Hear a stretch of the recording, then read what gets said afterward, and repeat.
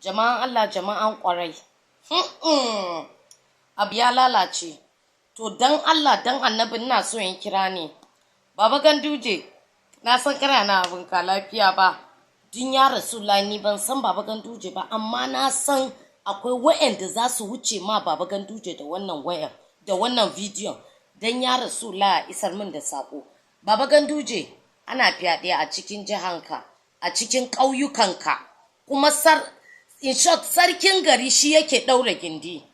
Yawa, saboda haka ina bada emergency na fa cikin gaggawa.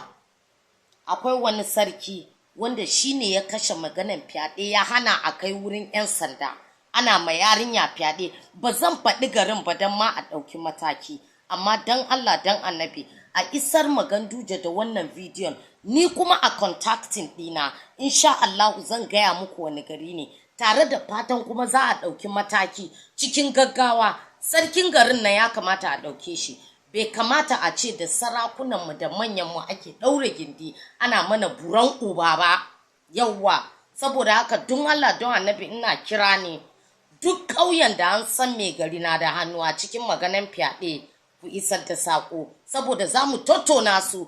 Tunda ba za a mana ba, mu za mu tashi mu yi da kanmu. Saboda haka a jihar Kano yanzu haka akwai ƙauyen da sarki ne ya kashe maganan fyaɗe, ana ma mutum fyaɗe so nawa marayu, wai sarki ne ya kashe saboda wanda yana yi fyaɗen yana ba su kuɗi. Da ku ci kutuman babban buhun buran ubanku kuwa, na gaya muku kenan. Saboda haka don Allah wanda yake da niyan ya taimaka, don Allah don annabi ya mun menene ana kira shi, ya mun message, ko ya nemi wanda ya sani ya yi mini message.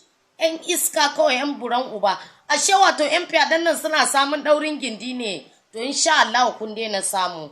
Yawwa, Baba Ganduje don Allah isar mini da sakonni a wurin shi.